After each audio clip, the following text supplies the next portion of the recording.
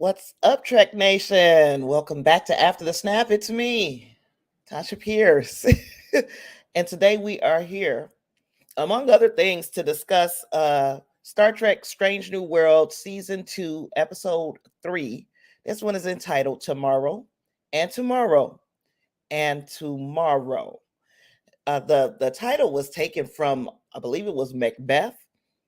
So we got some hints back to the classics. There was also an Orville episode of the same title. So it's all relative. It's all meshing together.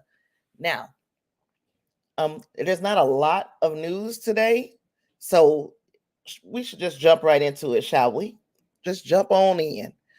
Um, oh, BT Dubs, if you're here and your face is in the place, I appreciate that. Please hit the like button, subscribe to the channel if you've not yet done so, and turn your notifications on so you won't miss an upload or a live stream. You can also support the channel in a million, literally a million different ways. But one of the biggest ways is by hitting that join button if you're watching on uh, on YouTube. And if you are watching via any other platform, or if this is a platform that you trust a little bit more than YouTube, you can go to Patreon, patreon.com/ Tasha Pierce, where you can pick a tier, any tier, support the show that way. Anything you can do is much appreciated, keeps me creating. One last thing before we get into our little bit of news. I've got another podcast. Now, this one is not as lighthearted and fun as After the Snap. It is called Sinister Silhouettes. It is a true crime, conspiracies, mystery, and paranormal podcast because I couldn't decide. And you can find it on YouTube. So if you are watching via YouTube, please subscribe to that channel as well. If you are watching or listening any other way, you can find Sinister Silhouettes anywhere podcasts are served, but we want to build that platform. So please do what you can to help me. And if you know anybody who's interested in that kind of stuff, put me on. Tell them who I am, and let me do the rest.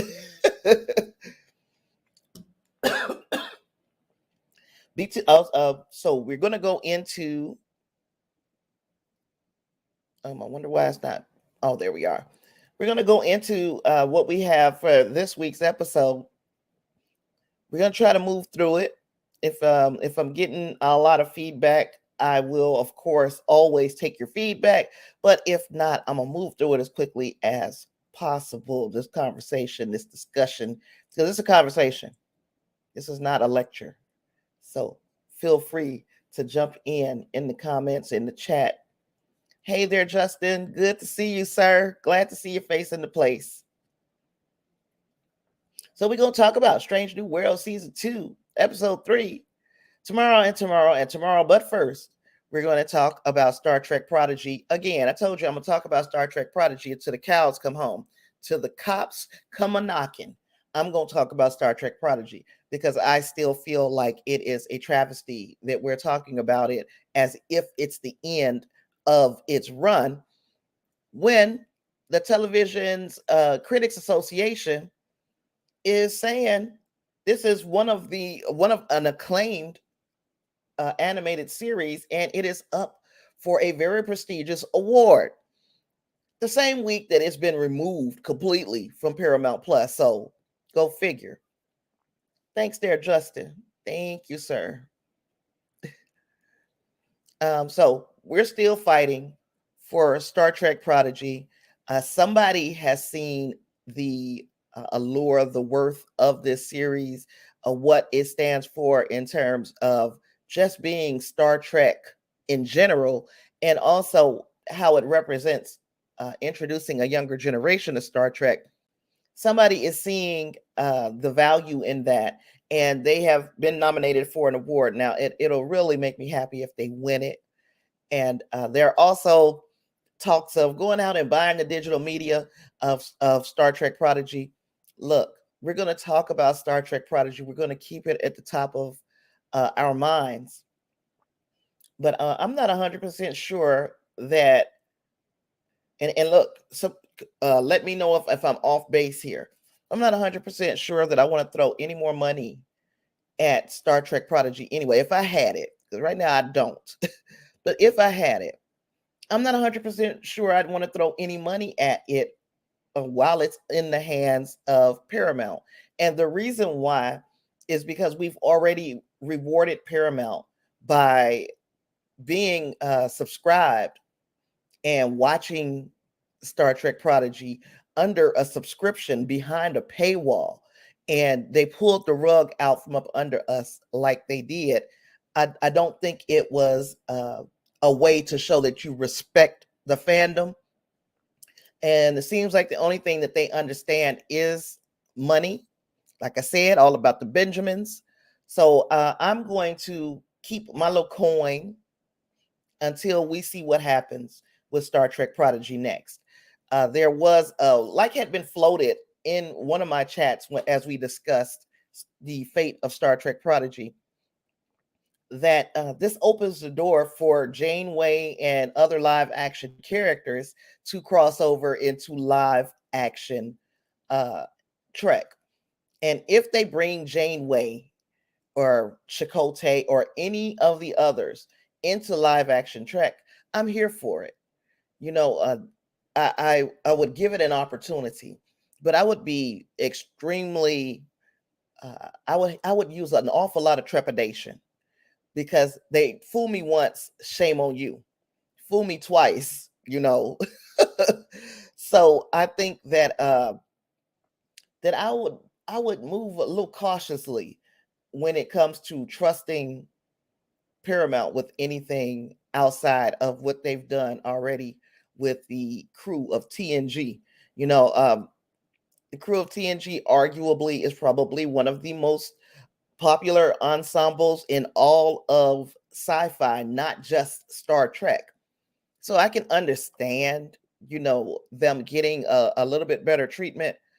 But if you want if you want Kate McGrew to work with you guys in the future, you don't pull the plug on a project that she is already involved in, and surprise her along with all of us with that bad news. So, like I said, every week I'm gonna find something to talk about with Star Trek Prodigy. This week is no different. We're gonna move into our Beyond the Holodeck question of the week. This one was posted on Reddit by user JM Crown. He posed a question that I never really gave an awful lot of thought, and I guess maybe I should have. Is, if you lived in the Star Trek universe, do you think your current job would still exist? If not, what would you choose? What would you choose to do as a quote unquote job, given that the Federation is a post scarcity society? Would anyone choose to live in a capitalist society like the Ferengi? Justice says, I can see Janeway being in Star Trek Legacy from time to time if they make it. Yeah, there's automatic tie-in to Star Trek Legacy with Seven of Nine being the captain of the ship. But yeah, it would be an interesting thought to bring her into Star Trek Legacy. I wouldn't mind it at all. But I also think that this is a crew. And in fact, I think the ensemble, if you're going to do it for one ensemble, the ensembles crews of the 90s could all use a little bit more closure. Uh, I think, and this is my opinion, this is nothing factual, okay? Uh, I think that many of us, if not most of us, want to know what happened with a lot of the crew after the events of their series. We got a good picture of what happened with the TNG crew. I think the 90s, at least the 90s era Star Trek shows of such as Voyager and Deep Space Nine need some closure. I also, I'm not against them trying to close out Enterprise in a more satisfying way. So, yes, bring them all into, in some way, shape, or form, bring them into Legacy, but give them their own thing. because they deserve that. Um, Clarence is asking the beyond the holodeck. Clarence is answering the beyond the holodeck question of the week, which was, if you lived in the Star Trek universe, do you think your current job would still exist? Clarence says, as a software developer, I think mine would exist, but it would be vastly different. And you are correct. I can see you doing stuff on the starships, or doing stuff in a vastly more automated world. I think, yeah, you would have a safe job. I don't know if you would want to do that job. Would you even want to continue? That's a good question, because post scarcity, you don't need money. You're going to exist no matter what, right? You're going to, and I don't know what role having a job would play. Like, does everybody get their base requirements, what you need to live, clothing, food, shelter, those kinds of things? Are those kinds of things provided? And if you wanted anything else, if you wanted something on top of that, like to go to one of the many restaurants that we have seen, then you would have to work to earn some type of trade. Or how does that even work? David, you said you go, girl. Look, I don't even know which one of my little mini rants that I started to show off that you are excited about. But thank you. Clarence says, other than Seven and Tuvok being captains and Janeway being vice admiral, who knows? I'm down to flush that out more. I think that they deserve that. Um, Especially the 90s shows. Again, they gave us 7 seasons to get to know these characters, love these characters. It took me a little bit while with the Voyager crew. Took me a little while with the Voyager crew. Took me a little longer. If you don't notice, I'm a bit tongue tied. I'm loopy, and the reason was I've been feeling like crap, which is why I look like crap today too. But so if I keep misspeaking, I apologize. It's just I don't feel well, and I got medication running through me. So I'm sorry. Uh, David says, so long as there are kids, there will be teachers. So David is a teacher, and yes, you would be perfect for Starfleet Academy. I am just a babysitter and a content creator. And you know what? As far as creating content, I think that would still be there. I think people would still need to be entertained. What that would look like would be an entirely different thing. Um, but because it seems like, especially when we start looking at it from the Picard era, people have started to become more serious. They are into serious literature, and they're into the classical music, and there would be jumping off points for everybody in the history of Star Trek for those things, and that's what a content creator would do in the Federation era. Justice says, as a maintenance man and union official, there would be maintenance work. You would be Miles O'Brien, but union wise, maybe not. Maybe an ambassador, captain of a starship, would love Enterprise season 5. I would love to see an Enterprise season 5 as well. I don't know how they would pull it off, because they did some stupid stuff. But I would love to see a Enterprise season 5. There are things to talk about in the future for Archer and T'Pol. Not Trip though. Trip has no future because ratings.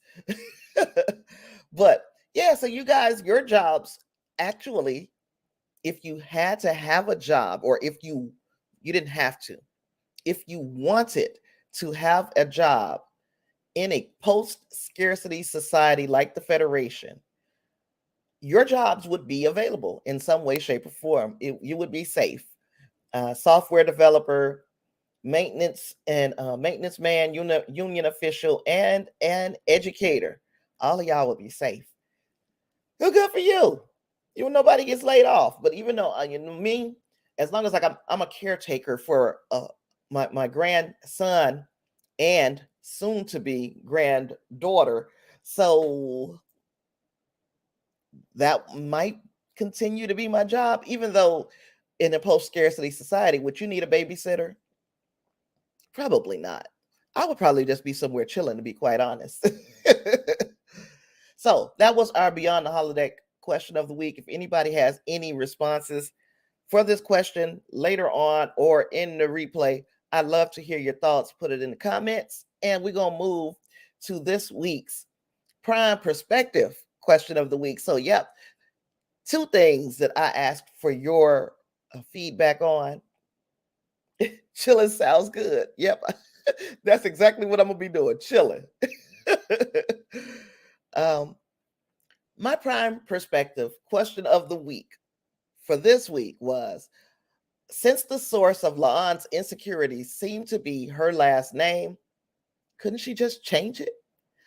Uh, and I asked the question, and I feel like I asked a loaded question because I already know how I felt about this when I posed the question. But I did get 3 responses, so we're going to see what you guys thought first.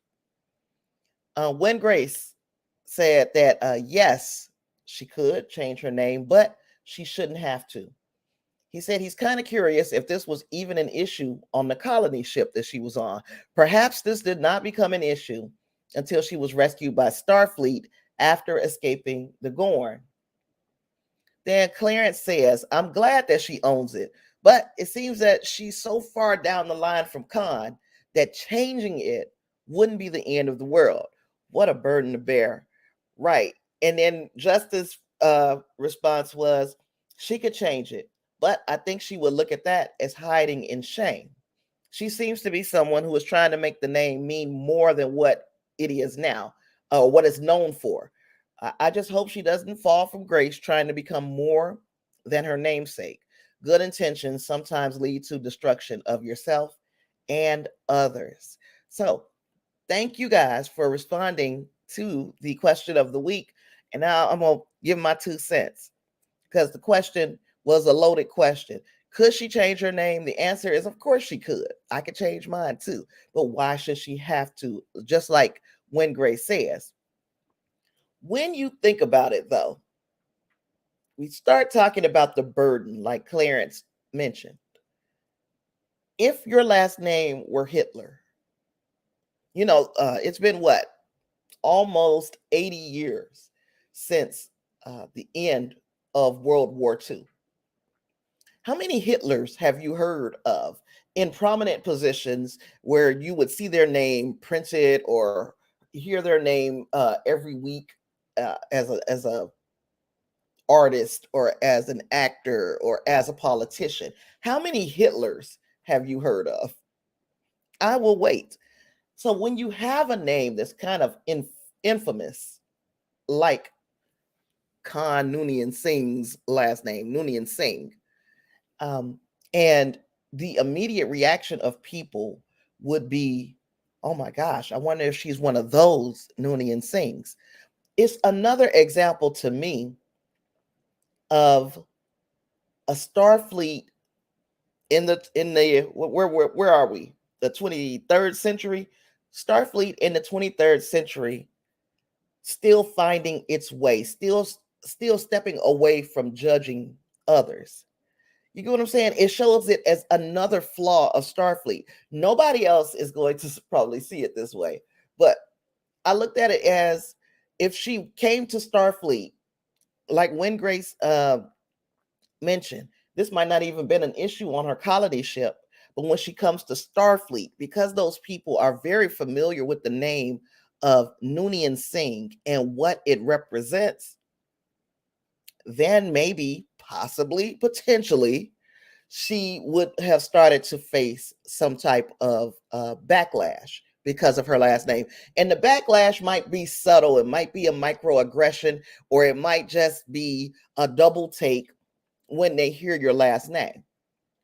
But then I start thinking about TOS and how I'm telling you, I'm scrambled today, how Kirk didn't seem to know who Khan Noonien Singh was in TOS. Had to be explained to him. So they're doing some tweaking with canon, which I'm glad of, because it puts things. We're all in the same place from here, right? Uh, and then, like Justin said, it also could appear that she's hiding. And are we sensing a theme here? Isn't that what would have been so unfair to Una, to continue to hide who she was because of her genetics? It's the exact same thing here with La'an. She shouldn't be required to hide who she is because she is a Noonien Singh. You can show that you can rise above whatever one person in your ancestral line has done, even though it should be could all be the choice of the person or the individual. Because I think about Jeffrey Dahmer's brother and how he completely left that last name alone. And you wonder to yourself, if the name is infamous enough and rare enough that people will have to ask, will they treat you different? So if you had a last name like Dahmer, would you be treated differently? I don't know Justin's last name, but Clarence has Brown and David has Lee. I'm a Pierce. When I was in school, it was a handful of Pierces. So when people heard the last name Pierce, the first question I would get is Walter your brother? Is Jonas your brother? And fortunately, they left a good legacy for the last name.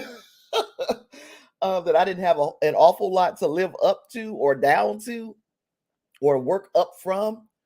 But yeah, so when your last name, it kind of starts to indicate how people are going to treat you.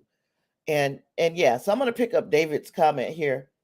David said, most of the families who happen to also have the last name Hitler changed their names. Wouldn't you have? I definitely would have, and you brought my case. David says, everybody thinks I'm Asian until they see me. I never even thought about that. The fact that Lee, because immediately to me, when I hear Lee, I start thinking of General Lee. I think of uh, American historical figures who had last names. Is how I kind of help to remember putting things together. I forgot so that I remember stuff. Like Clarence's is easy to remember first and foremost because my son is a Brown. My son's family are Browns, and I am Brown, so it's easy to remember Brown. But and Lee, this is where I start putting things together. But anywho, the end all be all is it should certainly be an option for anybody who feels like their name has become too much of a burden to bear, but it shouldn't be a requirement. And people in the 23rd century should have begun to rise above this. And this is just another way that we're starting to see that there's still a little bit of work to be done before we get to the society that I think that we see in TNG. There's a little work to be done, but each one of these series show us how things have gotten just incrementally better towards the beginning of the experiment that is the Federation of Planets. Robert E. Lee, Bruce Lee, David Lee Roth. There's a lot of Lees, and there's a lot of ways to remember. Yeah, especially David Lee Roth. That will help me remember the first and the last. Yeah, and there are last names. When we said that, because I said Roth, and it made me think of the Rothschilds. There are also last names that, when you hear that, you also immediately start to assign some respect to that name. You start to think to yourself, I wonder if he's one of those Rothschilds. Or if you were in entertainment and your last name was Jackson, I wonder if they are one of those Jacksons. doors start to open for some people because of their last names, and then others get their the doors shut in their face because of their last names. I appreciate each and every one of your comments here. Hey there, Geek Filter. It's been a while, sir. Glad to see your face in the place. Um, David says you must learn to rise above it all or drown in your own ish. Funkadelic. You got some quotes for me today. But yeah, so while Laan has the option of changing her last name, we don't think that she should have to exercise that option unless it is truly her decision. So, oh, Geek Filter said, I've been slammed with a project. I've got 3 to 4 more weeks, then I'll be able to surface. Well, good luck with the project that you are working on. I'm pretty sure it is going to be a success because you're on it. As you can see, these spoilers are about to jump off, y'all. Now, if you haven't watched it, I don't know why you're here. I, but if you have watched it, or if you haven't watched it and you don't care, then let's go. Star Trek Strange New World, Season 2, Episode 3, Tomorrow and Tomorrow and Tomorrow. Written by David Reed. Directed by Amanda Rowe. Stardate 1581.2. Laan travels back in time to 21st century Earth to prevent an attack which will alter humanity's future history and bring her face to face with her own contentious legacy. What would I like to see in future Strange New World episodes? I'm gonna pin that comment. I'll come back to that. I will come back to it.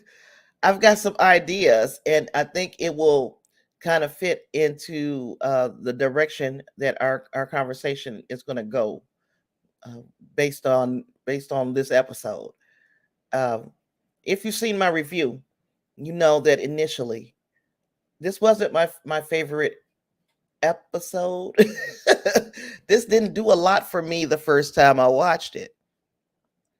In fact, the second time I watched it, I felt a lot better about it, but it still was like meh.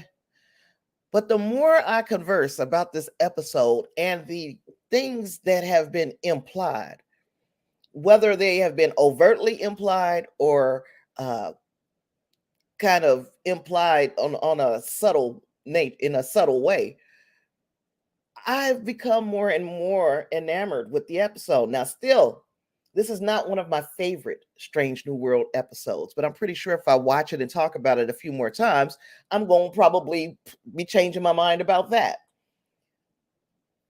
It started off as not one of my favorites, but it turned out to be far more likable after I watched it and began to talk about it and verbalize the things that went well for it for me. uh Geek Filter said, I'd love to see one of the parallel Earths like in TOS, Miri, Patterns of Force, etc. We go. Oh, excuse me, I pinned that one too. Okay, so we started off with Laan showing us how mundane life can be on the Enterprise as security chief. The things that people are considering life or death situations are rather nuisances to her. And she is also carrying with her an awful lot of, I don't want to call it guilt. What can we call it? She carries an awful lot of insecurities about her legacy. Yeah, from her last name being Nooney and Singh, she feels like she finds it difficult to get close to anyone because she always feels a little bit of judgment against her.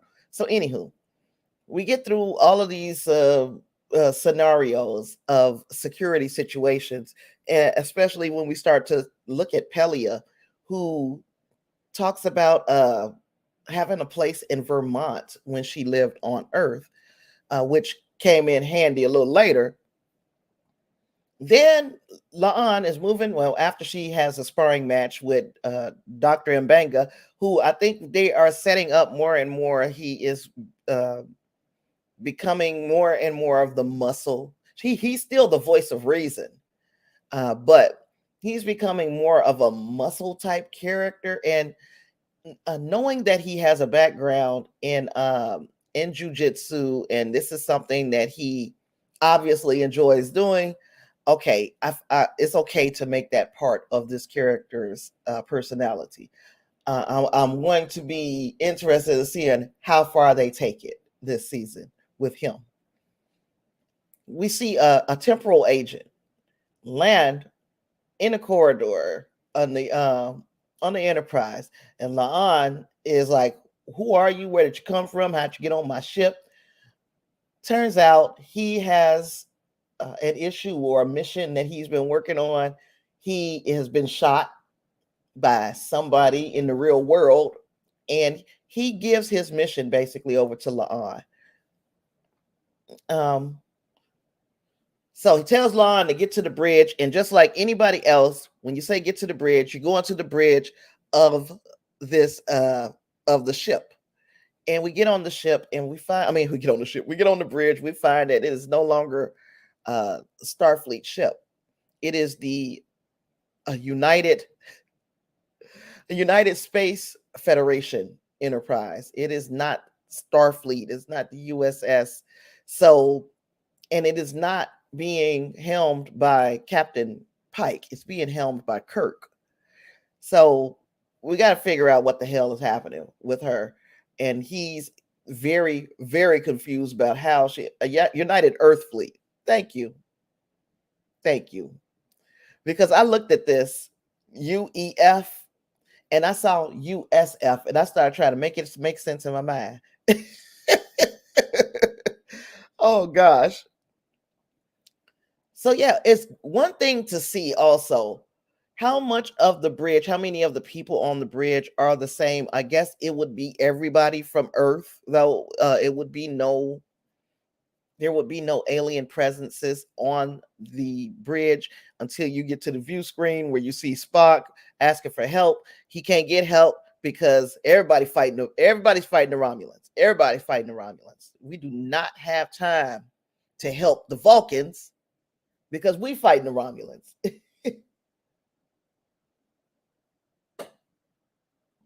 Oh, let me think about that. So Geek Filter said, I originally saw UER. It looks like it was built at Luna Shipyards. Yeah, and I can't see though. Y'all know I got a myriad of problems right now. Clara says the name reminded me a little of the Discovery episode name when Earth left the Federation. And I did not put that together. That is something to think about. It does sound exactly like that. So yeah, we got the ship and we did get at least to see Spock and where he would have been in this situation. But everybody's fighting the Romulans. Now, I skipped an awful lot because what happened, y'all, most of you have either done a review, listened to my review, or read a review. So you guys know that they tussle over that device that Laan has, and it lands them in 21st century Toronto, which not Pike. Kirk thought was New York, and turns out no, it's not. Toronto has pretended to be New York before, but it is still Toronto, unless you're in the 23rd century, and then it is no longer called Canada. You still got a city called Toronto, but they said this is the area that used to be called Canada, and so Canada is not a thing in the 23rd century, or it's a thing but people don't use the name as often. I don't know, but we saw first and foremost part that I probably wish they would have cut out was I knew they had to get clothes. They threw their clothes in a garbage bin after they stole some clothes from a shopping center. And okay, they stole the clothes, they threw their clothes away. Once I saw Laan make it back into her timeline with those clothes that she got from Earth and that watch, I'm like, well, them clothes that's in that garbage can are going to be found. And that's going to start the ball rolling for some people. Uh, and especially these insignias and the uniform itself and these insignias. And then even further, well, we'll get to that when we get to that. We got Kirk playing chess to in the park, hustling people to make some money because he got to feed. They got to eat. So he gonna make this money by playing chess. Ain't no telling how long he sat there and played chess or how much money he got. But I can honestly say they did an awful lot with whatever he won. They got a nice hotel room with a beautiful view, and uh, they ate some hot dogs, at least three, at least. And yeah, it seems like they had a real lovely time. Then they had to put gas in the car, right? Because they stole the car. They had to put gas in the car, right? And they had to pay the taxi and all the other different forms of transportation that they used to get from Toronto to Vermont. So they had to do a lot with whatever money Kirk won. So Kirk, he must have been kicking butt and taking names. We saw him kicking butt and taking names, but he must have hit a high roller. He saw somebody coming. Oh gosh. So in the hotel the next morning, Kirk and Laan are having a discussion about why Kirk should help Laan when if I help you, it's just going to erase my timeline. I'm so glad that somebody actually said that. Like, dang, if I do all this, if I do all of this for you, what's going to happen to me? But one of the things that motivated him was knowing that his brother was alive in this alternate timeline. So, by sacrificing his timeline, he ensured his brother's existence. And of course, he lived. He knows that there was an alternate him in that timeline as well. So there is a James T. Kirk already in Laan's timeline. So he's there. And his brother is there too. So that was like something that kind of helped him help make up his mind to help Laan. That and the fact that they just witnessed this bridge blow up, just explode, and then get to the bridge took on an entirely different meaning. Um, oh, Clarence, oh, you're right. At least Sam would survive for a few more years. I forgot. Oh, that's so sad. But he did buy his brother a few more years, which, um, yeah, that's heroic. But knowing how it turned out and the horrible, never mind. We're gonna focus on happy thoughts here. So this bridge blows up. This is something that's supposed to happen in both timelines. So they're not supposed to be stopping this they're not supposed to be stopping this event from happening because it happened in Kirk's timeline and it happened in Lon's timeline. It's what happens next behind the blowing up of this bridge that is like this is where points start to diverge. Hey there, Thomas. Clarence says I felt a kinship to Sam's scene in TOS and the scene later with Kirk. Wait a minute now. Oh, you're right.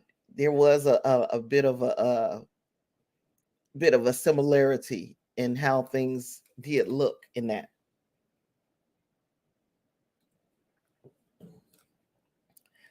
Also, another thing about this episode is it kind of gave me City on the Edge of Forever vibes. Not beat for beat, like the episode of the Balance of Terror episode from last season. It wasn't beat for beat, but it was I'm going to make you think of one of the best episodes of Star Trek. Uh the whole time you're watching this. And that did not escape me. That was one of the things that I actually liked about this episode on my first watch. So bridge is all towed up. They figure out that it's been photonic weapons that were used to destroy the bridge, and Earth did not develop photonic weapons for some time until sometimes after that. Um, yeah, yes. Geek Filter said, "I like that it was an inversion of City on the Edge of Forever, where Kirk was Edith Keeler," and I agree because I thought to myself, "Oh, James Kirk must die," and but did he though? But okay, we're gonna get to that too. We're gonna get to that too because I always have something, some rabbit I want to pull out of my hat, um, and Kirk is that rabbit this week. They steal the most conspicuous car out there, and it is a hog. It's about to test gas up. I don't know, I haven't driven a Challenger. I don't know how good, but this is a muscle car that you carjacked. You carjacked. You used force, even though it was, it was the least amount of force necessary to get this car. You used force to get this car. You carjacked this man.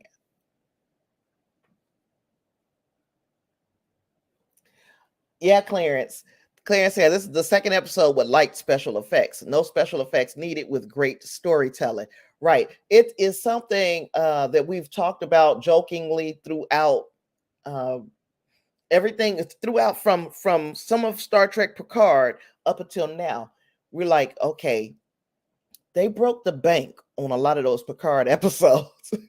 And this is cost cutting because the city is your special effect. The city of Toronto is your prop. And they used it very well. Um, they also, yeah, they proved once again that you don't need to have a lot of CG and the such to have a good episode of sci-fi. It can be set right in your backyard if you have a decent enough story. I didn't see it.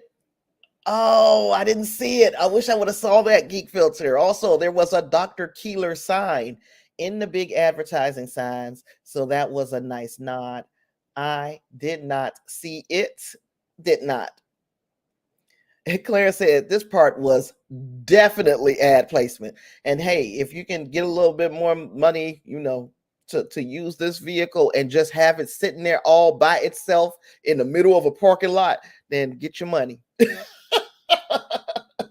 Get your money. That bridge was pretty special effect intensive. That's all the special effects they needed, though. They didn't need to break the bank. They told a good story. I enjoyed the story uh as much as I could. There were some parts that kind of lost me, but for the most part, I enjoyed the story. Clarence says it felt like that Toyota Tundra scene in Smallville. I never watched Smallville. I'm gonna take your word for it that it was just sitting there looking like, look at me. I'm all shiny and dolled up, and you're gonna get to see me do my thing in 5, 4, 3. So Kirk takes the wheel, pretty easily figures out how to drive this car because he's Kirk. He's driven more complicated things than a 21st century automobile.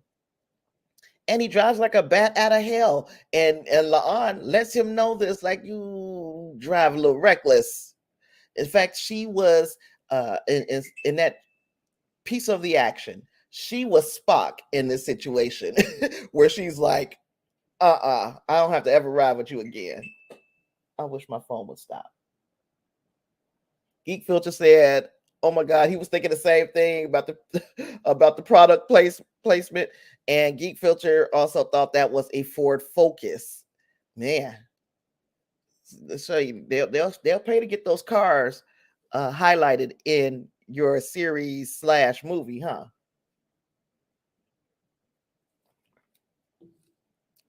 Okay, so he takes the wheel. They chasing the van that has the rubble from the bridge, and then they meet up with Sarah again. Now I didn't talk about Sarah. Sarah is like she seems to be just a UFO type enthusiast, conspiracy theorist, just anybody in the 21st century. She could have been them until we find out what and who she really is.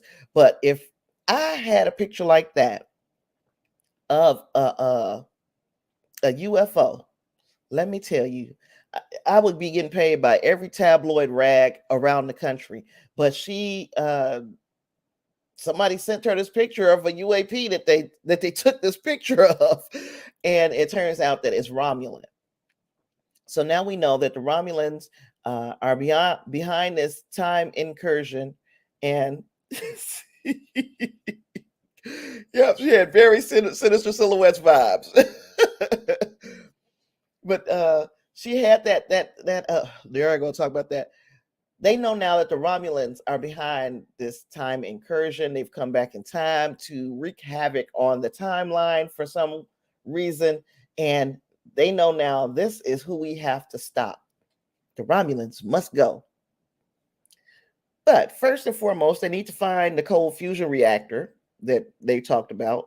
And they like, we need an engineer who can build us a tricorder. So why not try to find Pelia? Y'all know that, at least La'an knows at this point where Pelia is. She's in Vermont. So let's go to Vermont, find Pelia, and she's a great engineer, so she can build us a tricorder and help us with this situation. Except for this, Pelia is not an engineer. She's an idiot. But no, she's a retail worker, and she's a very old, far older than I even thought, dreamed, or imagined. She's a very old retail worker, because she talking about hanging out with Pythagoras. That's old. So anywho, she couldn't help them in the way that they needed, if they first needed her to, but that she was able to supply them with a diver's watch, which uses phosphor in a diver's watch, a small amount. And that small amount of phosphor, when exposed to tritium, which is a byproduct of cold fusion, it will glow. So there we have it. They made it make sense. They made it make a lot of sense. Now, if you didn't know the joke about Sinister Silhouette, that is my second podcast. And my second podcast is ironically about UFOs, true crime, paranormal, conspiracies, all kinds of mysteries. So if you're into that kind of stuff, find Sinister Silhouettes. You can find it on YouTube and or wherever podcasts are served. So thank you, Clarence. Geek Filter says the Romulan agent reminded me a bit of Rain Robinson from Voyager's Futures End. Voyager's Futures End. I don't remember that episode. You're gonna have to you will have to remind me. So you gotta listen to that podcast. You know what? It is part of, because my Patreon and all of that is all together. So it's just under me, the creator. Sinister Silhouettes and After the Snap both have the same Patreon account. So those episodes are also on Patreon. They are there for you to check out, Geek Filter. And thank you for your continued support. You too, Clarence, and everybody else. Justin, I don't say it enough. Thank you, guys. So anywho, yeah, Pelly is an idiot.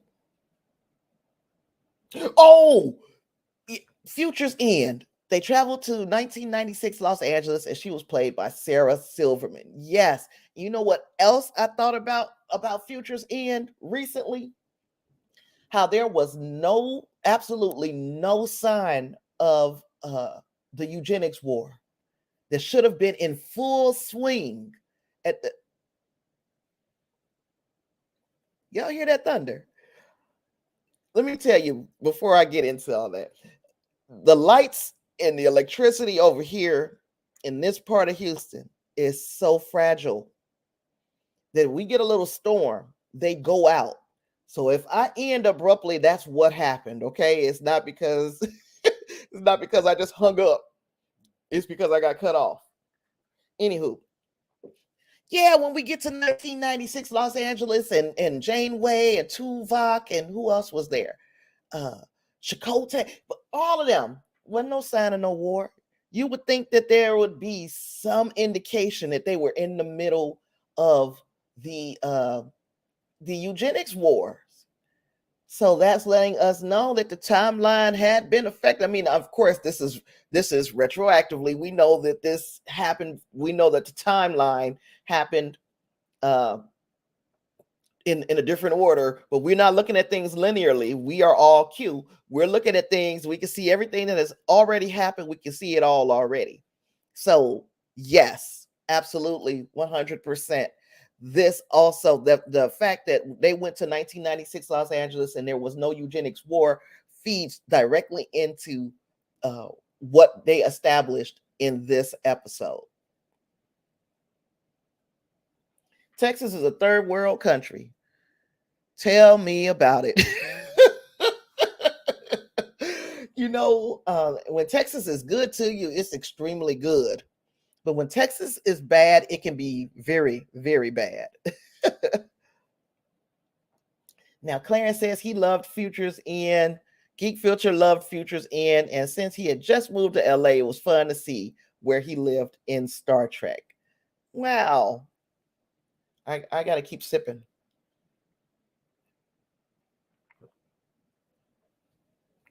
When it's as hot as it is, it's like, gosh, you get dry so quick. Clarence says, I think I'm on board with the concept of a sliding timeline as this episode establishes, but I'm sure you'll get to that later. I'm going to get to it later. We can talk about stuff in whatever order y'all want because, like I said, this episode established a lot, but it was so, some of it subtle, some of it hit you with a hammer. And yeah, we talk about whatever y'all want, in whatever order you want. Because like you said, the sliding timeline is going to come right behind this kiss, which we kind of had to know was coming. There was what they attempted to do was build some kind of romantic tension between these two, and the fact that this is probably as relaxed as La'an has been around a person in a very long time. She is, she's in the moment. She's just feeling this moment. And we also, before I get to that, we got the obligatory Kirk takes his shirt off scene earlier in this episode. And I was like, they are staying true to, this is a different Kirk. This is not the same Kirk. The differences in his upbringing and the fact that his feet had never really touched Earth was what made the difference for him as a character. But some of the things that are just fundamental to the character remain the same. And I guess one of those things is we got to make sure we see him with his shirt off. And he's got to get the girl. So here we are. The second part of the fundamental Kirk attributes has been achieved. He has gotten the girl. And then the hands on the watch start to glow. They see the Noonien Singh Institute for Cultural Advancement, which makes me wonder, who is this named after? Is it named after, which Noonien Singh would this have been? Would there still have been a Khan Noonien Singh that emerged in the 90s, even if this one, that Khan Noonien Singh wasn't the brutal tyrant that we've come to know in Star Trek lore? Was there another one? And this would be like a Khan Jr., the little kid that we see towards the end of this episode. Why is this institute named Noonien Singh, basically?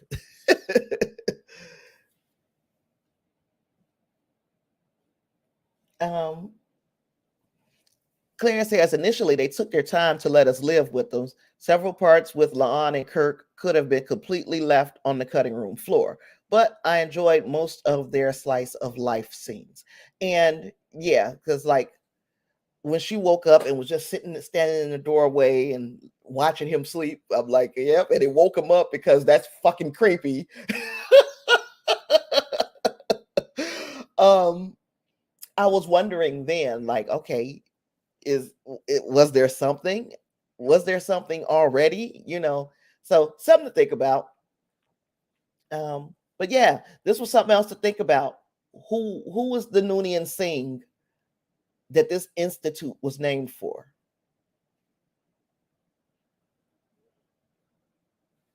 Oh. We'll pick up Geek Filter first. Clarence, Geek Filter says, a bit like Doctor Who, important events will always happen. They just might happen in different orders. Right. These it's even you say Doctor Who, I'm gonna go Loki. When you watch the series Loki, there are certain events that have to happen. So Pompeii, that had to happen, right?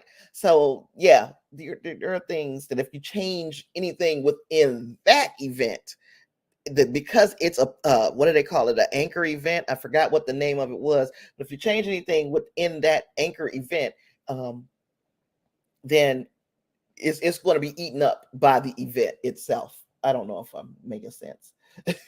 Clarence says the reuse of the family name could be an explanation of why the history is quote unquote bad.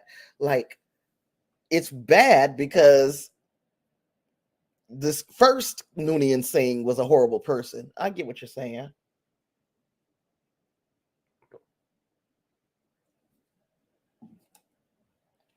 Thank you, David. I'm gonna keep on sipping. Ooh, my son and my grandson and his girlfriend, they went to go see that yesterday. Not they went to go see the second one, if that's the one you're talking about. Fixed point in time. Thank you, because Justice says, well, I like the idea of sliding timelines. I think it could get too confusing. And that has been a complaint about time travel since they've been doing time travel stuff, that things can get a little loopy, timey wimey, weebly wobbly. So, but I think for me, that's one of the things that makes me really, really love time travel stuff, because it makes you think so hard about when you are, not where you are, or when you are, and I like that.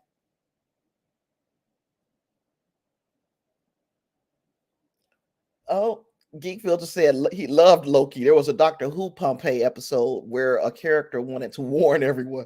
Wouldn't that have been nice?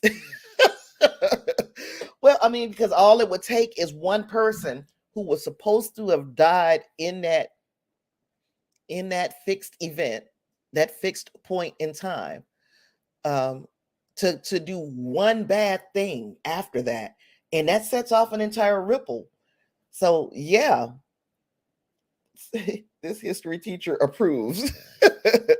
Oh, you're a history teacher. Gosh, me and you can have conversations, David. There are a lot of, for all the stuff that I'm deeply into, history is a point that I could use like a lot of deep conversations about. I love when these types of conversations, or something that I'm researching for, forces me to go back and learn about a point in history that I'm not that familiar with. Because and in Gary, Indiana, where I went to school, they kind of glossed over your history. We took too long on some things and not long enough on others, and there's a huge gap in my knowledge. I didn't go to college, so that be despite like despite popular opinion, I didn't go to college. So that's an area that I know that I am very weak in, as far as stuff that I want to know versus stuff that I should know. Anywho, Justin, it's a great, yeah, that was a great Doctor Who episode. Clara says this episode was almost the Hitler paradox. That was going to be my question of the week, also, but kind of in reverse, as the time agent saved La'an, also known as how do you go back to save your Khan ancestor if you never really existed, like your grandfather paradox. But then there's also that Hitler paradox, where if you went back in time and killed baby Hitler, and no World War II, but or no world wars. So how does things change from that point? I think Hitler or someone like Hitler is a fixed point in history.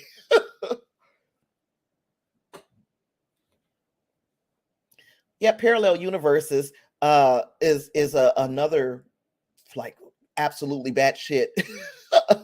uh, uh, because if you ask me, and I talked about the interdimensional hypothesis and how those two things kind of, or how the interdimensional hypothesis can tie into time travel, UFOs, parallel universes. I honestly believe that these are all tied together. So you have the parallel universe. A parallel universe is only a universe on which that alternate timeline has been followed. Let's not do this because I could do this all day. I will get way off course.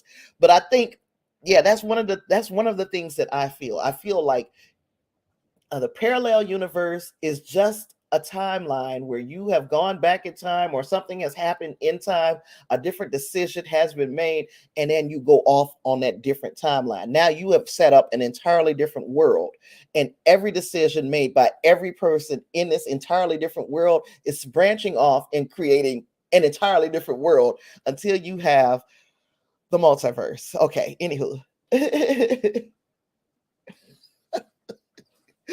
uh David says, can't be an expert on everything except Trek. You can be an expert on Trek. Well, I thank you. Clarence says, one of those classic, tough Star Trek choices. And Wingray says, sorry, I'm late. You can start now. Thanks for being here, Wingray.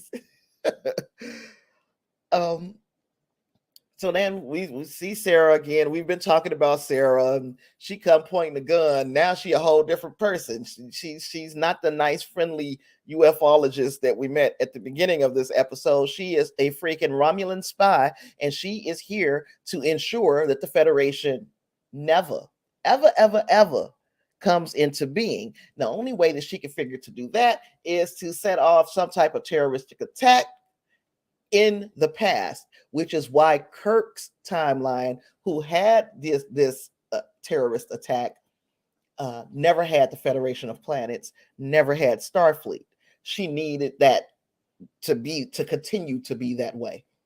But then she's like, oh, well, Clarence. Well, Kirk is like, well, if you use that gun, security is gonna come, and then you are not going to be able to destroy this reactor, which is what you're here for. So I doubt that you're going to use that gun. And she said, well, look, watch, hold my beer, watch. And yeah, she hit him. And as I said, she hit him center mass. So yeah, almost right in the chest. He had a message for his brother, and he was just he passed away, allegedly. Because this is where I go into speculation nation and wonder. I know y'all hear that thunder. I know y'all do. Where I go into speculation nation and wonder if the body that we see in Star Trek Picard season 3, the Kirk body that's at Daystrom Station, could it be this Kirk? And now I'm trying to remember if we had an explanation given in the episode, which I don't think we did because they didn't even talk about it. They just showed it and kept it moving. So I'm wondering if this is the Kirk that we see in Daystrom Station, not the Kirk that they got from, what was the name of the planet? Y'all know what planet I'm talking about. Not that Kirk. That Kirk is literally gone. She didn't care. He said we didn't care. She didn't care about no timeline. Geek Filter, you heard that one? Yeah. Um, this is. I agree. Win Grace. Win Grace says pretty sure this isn't the last that we see of Alt Kirk.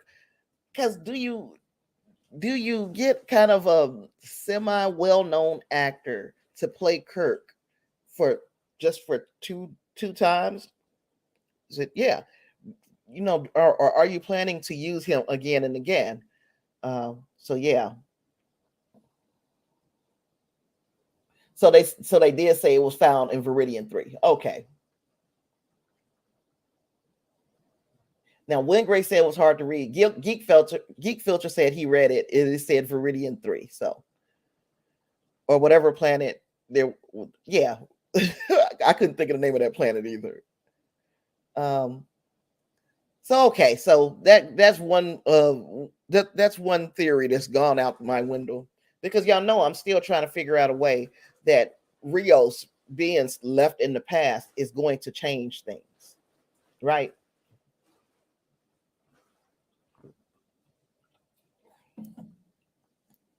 Um, Wingray says they went out of their way to not address what happened to the body because they could have said they could have been a throwaway line. Justice says the Roddenberry project kind of explained it when they showed the Enterprise being brought back. Also, yeah, but is that and I hate to say these words, is that canon? I know that it was heart it pulled at the heartstrings and it was absolutely magnificent to see. But is it truly playing into what these creators have got on their plate for Star Trek moving forward? Is my question, I guess. So I don't know. You say, "Oh snap!" I don't know if y'all hearing this foolishness going on out here by me. I'm gonna hurry up and finish before it's over. Uh, Clara says I halfway expected Rios to pop up. Me too, man. He would have been a great alternate 21st century contact for La'an, but how would she have known that he was even there? Right. He would have had to know that she was going to be there and not the other way around. And he would have had to put himself there instead of the other way around. So, but it's good to know he's there because it's good to know he's there and that he has prior knowledge of historical events because any little thing he does can just send things off in a different direction. He can plant a seed somewhere and change the course of history. Of course, should he do that? Probably not. But if you were taken back in history, and now we're not talking about killing babies, we're not talking about killing Hitlers and all that. But if we could take you back in history and you can whisper something in one person's ear and then disappear, and just to plant the seed, would you do it? Whose ear would you whisper into, and what would you say? Good. I'm glad y'all can't hear this because it's doing this thing out here. Wingray says the recovery of the D saucer is canon. Can't imagine they left a body. Now, I can agree with that. But did we leave a body because the body that they had at Daystrom Station seemed to still have some life in it? So is there still life in that Kirk's body? Is the question, and everybody's gonna have a answer one way or the other, and I'm here for it. So if there's like, if is there still life left in prime timeline Kirk's body from our original TNG movie timeline? I guess if I'm making sense. Geek Filter says, but it was 2022, 2 years before he arrived. Oh, I didn't know they said it was 2022. I just heard him say 21st century. My fault. That is a good point. Yeah. So he wouldn't have been there. I don't know. I don't remember 2022. Y'all telling me that it's 2022. I don't remember. Yeah, I don't remember. Said 30 years after 1992 would be 2022. Now that makes sense. Mathematics. So yeah, so speaking of the 30 years, that's how long Sarah said that she's been in on Earth, because things that were supposed to happen in 1992, i.e., the eugenics war was supposed to start up. Temporal Cold War kind of changed the dates, pushed things around, and shuffled stuff. So it didn't start when it was projected to start. We're getting to 2022 and it hadn't even started yet. I don't know when the eugenics war is going to start now. Like, what year is it going to start?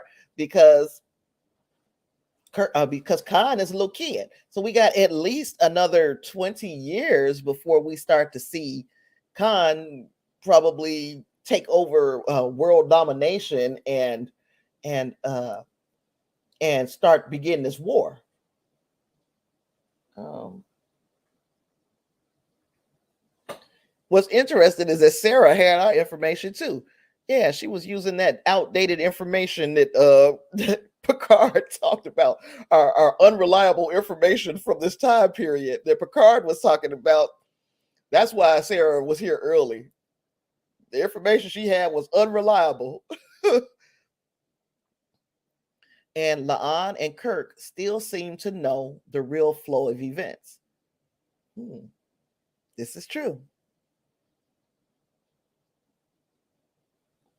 Wingray says, I think Kurtzman really wants to do a modern day Khan show. Now, we saw, was it Akiva Goldsman who they had that interview with, who was talking about why they made these subtle changes? Because when the original, we've talked about this here before, when the original Star Trek series came out, they did not know we were still going to be doing this. They just did a show for then. It was an aspirational future. And, wow, in the 1960s, we could look forward to the 1990s and things will be like this, and now here we are in 2023, and the stuff that was aspirational back then is no longer aspirational. These things didn't happen. We're starting to see some of these things come to life. So now we need something new to aspire to. So they did some shuffling. I don't mind them taking those. I don't mind. Look, I told y'all I'm loopy. I don't mind them taking those kinds of liberties in service to the story. And it is in service greater to the greater good of the story. Because if they set this off even further, keeping in mind that, hey, at some point we might still be doing these series, and once again, real life will catch up to where we are in canon. They fix some things to keep things aspirational and to give us built-in reasons for why things don't happen when we said they were going to happen in these series, if I'm making sense. Justin says, I think the Nexus would leave some power in them, because in a way, everything after Picard came out the Nexus could be just his dream, but that's a whole different can of worms, right? You start talking about parallel universes, Inception. Geek Filter says the unreliable information line now makes sense, because I was like, they time travel all the time. How is it unreliable? They've been there. Wigray says, bring Star Trek canon in line with our world by blowing up a Toronto bridge that doesn't exist in our world. There you have it. Well, I'm not, and I'm not talking about the Toronto Bridge part, but I know that's not the crux of what you're saying either. But I'm saying that this eugenics war happened in 1992, and here we are 30 some years out, and ain't a sign of a eugenics war, and now now Star Trek starts to seem more like it's set in an alternate universe rather than in this universe. And you kind of want people to see Star Trek as being this universe, but further out into the future, so that they can aspire to it. I get it in a way, but I understand what you're saying. Justice says, I don't mind the small changes, but it does get confusing, and that in the long run could be hard for the show and fans to work with. And I've seen a lot of really split decisions on this episode. Really, this is the one that seems to be dividing us the most. Uh, of the first three, this one here is the one. uh, so Lon has a fight with Sarah because Sarah was like, she gonna kill baby Khan, so he doesn't come to power. You guys don't become enlightened, and the Federation doesn't begin. La'an, for somebody who has such a problem with her last name, she fights, and she puts up one hell of a fight with Sarah, and Sarah loses control of that gun. Uh, La'an gets it, and then she ends Sarah. So now she realizes that the little gadget she's got, the button is turned green. She can go back home, but first she's got to see Khan. So she goes in this room, and what is the first thing this girl does? What's the first thing that she does? She puts that flipping gun down on his. She puts the gun down on his little nightstand on his desk by his bed, and then leaves it there. And look, I don't know if that was supposed to be our sign that something that she did is what created the con that we know. You know, uh, Lynn Gray says, I personally like it. Now any small change, like meeting the Gorn too early, etc., isn't wrong because the timeline is slightly different. Exactly. And it frees up a lot of storytelling. A whole lot of storytelling can come up out of this. Justin says, I like the episode. It's just a bit messy, but they had heart and did show they cared, and that's what I like. They did. That is Chekhov's gun, baby. Chekhov's gun. It's there. Then you know that if a gun is shown in first act, it's got to be used, right? So he also saw her disappear, which Clarence is talking about. She created a killer and an engineer because he saw her, he watched her push a button and disappear as well. And now he got a gun. What the hell are we gonna do? Yes, it's Check Khan's gun, not Shaka Khan, Check Khan. So yes, um, I at first was like, man, that was so stupid, but I'm like, wait a minute, are they saying that she made him? Gosh, man, did she make him? He saw her disappear. Wouldn't that make you curious? And you are already a far too gifted child. Wouldn't that make you curious?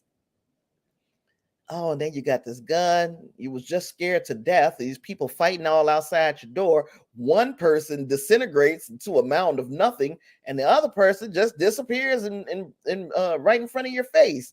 So now you created a little bitty monster. It's your fault, La'an. Anyway, it'll be very interesting to see where they go or if they go anywhere with that. If this is just something that we are supposed to tuck away in our own mind and just let our head cannon go to work, or do they have a story? And it's who said it? Who said it? I'd like to make sure that I give credit where credit is due. When Grace says, I think Kirschman really wants to do a modern day con show. Yeah. And now going back to this, what would you like to see in future Strange New World episodes? I would like to see not maybe not backdoor pilots to series, but backdoor entries like this to movies. Now, Geek Filter said, I would love to see one of the parallel Earths like in TOS, Miri, Patterns of Force. I would like to see this parallel Earth explored. And I would like to see it explored in future projects. Maybe not within the confines of Strange New Worlds, but if they are serious at Paramount, which who knows whether they're serious about anything or not, because they've been sucking here lately. But if they, what was I going to say? If they're serious about going the route of made for TV movies or a made for TV miniseries, give us more backdoor entries for that. Now let's pick up where we left off here, or let's pick up um, a Khan movie where Khan lets us know that is the moment that he was like, I got to learn how to protect myself. Wouldn't that just be fitting? And Wingray says, now remember, Khan was the most benevolent augment. Maybe she calls his softness. There's that too. Khan's Canadian, says Angus. Yeah, he could be. Maybe not. He might not have been born there, huh? This episode is going to be leading to something by the season's end, I think. Big swings, yeah? Geek Filter is telling us, save Star Trek Prodigy. Like I said at the top, Star Trek Prodigy, right after they tossed it aside, has been nominated for let me see, what is it called? Television Critics Association Award for animated series, and you can't even watch it no more. Ain't that something? You can't watch it on Paramount or unless you have the first half a season on physical media. You can't watch it anywhere. Isn't that something? Wingray says, I'm late because I was just buying Prodigy at Barnes and Noble. Good for you. David says, will you please stop saying backdoor entry? Look, man, once I say something, it's stuck in my head and I just keep repeating it. And I'm not even thinking of how it sounds. Gosh. Geek Filter says, nice. And Clarence says, yet another eugenics focused episode. Two things, though. It is being true to yourself, because we've seen in episodes 2 and 3 where Una had to accept, or had to be true to herself and live her own truth. And now La'an is starting to have to accept her heritage and where she's come from and what came before her. And she sees that, the whole world sees a monster when they start talking about Khan, Noonien, and Singh, but she had an opportunity to see him as a scared little kid. He started off a child just like all of us. So there is something to love about even the worst person. Even Hitler, was a child once, and I'm pretty sure, I hope, or maybe not, but I'm sure somebody loved him. So there's that. Yeah. By the way, this was the first time in the prime timeline they said Kirk's hometown was Riverside, because before it was just Iowa. So yes, they gave Riverside something to, now they can have their don't they have Trek conventions or something like that there, because they say that they were the hometown of Kirk. Well, now it's for sure. They can have that, and they can have that and not be lying. It's part of canon now. Okay, so she talks to Khan. We see he's a chess player too, probably a prolific one. Then La'an goes back to the Enterprise. She sees that everything is where she left it. Then she goes to her room, and you got Emily, Agent Emily, sitting in there waiting for her. She like, give us our shit. We want our equipment back. La'an gives her the equipment back, and now she's alone, and she got time to think. And in thinking, she calls up Lieutenant Kirk for the USS Farragut. She just wanted an excuse to see his face. And she saw his face and she cried And I cried. We all cried. We know that there is going to be probably some kind of closure to this whole situation. Maybe not closure. There's something to add on to this situation. I hate the fact that this tea is almost gone, so I'm gonna have to end soon, huh?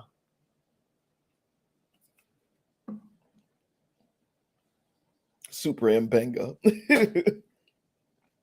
When Gray says, not to assume, but the Fantastic Con origin novels heavily feature Gary Seven. So by reintroducing some those concepts in Picard season 2, I'm feeling a plan from Paramount. I hope that you're right, because there are so many people who think that these writers are just stumbling upon these ideas, that there's no plan. And I'm like, there's definitely a plan. I can see some building blocks of a plan. It might not be a plan that everybody's going to like or accept, but there is something that they are working towards. Justice says, I think they're showing the positives of things and they'll flip it by the end and show the evil or some kind of evil. Mm. I'm not crying, you're crying. Angus says, Kirk remains an alien womanizer, bad man to fall in love with. Yeah, he's not the what you call the Marion type. So, yeah. Ow. Freaking knee. He's definitely not the marrying type. So, but I mean, is Picard the marrying type? The one thing about Picard is it doesn't seem like he pretends to be, you know. And I don't think Kirk does either. Kirk is a womanizer, but it seems like on his face that, gosh, I might have to stand up and walk. My knee is locking. Uh, he's not telling you I love you and I want to be with you forever, baby. Yeah, just be with me. But then the only person that Norman, the only person that I've known him to love is Edith Keeler. How's it going? How's it going, Norman? Glad to see your face. Like I see your face. Y'all know what I mean. So yeah. David says, dollars to donuts, they're stumbling. I don't think they are. Kirk is the romance of the week for once instead of the other way around, and he died like Edith Keeler. Right. So yeah, we wrapped it all up. We did it. Did you guys by any chance see the previews of the next episode of Star Trek Strange New Worlds? This one is called, gosh, I forgot. Yeah, Picard just likes the ghost ladies, right? Oh gosh, what is the name of it? Among the Lotus Eaters? I think it is. I think it's Among the Lotus Eaters. But I gotta go to it. Season 2. Among the Lotus Eaters, right. And this one is about, where is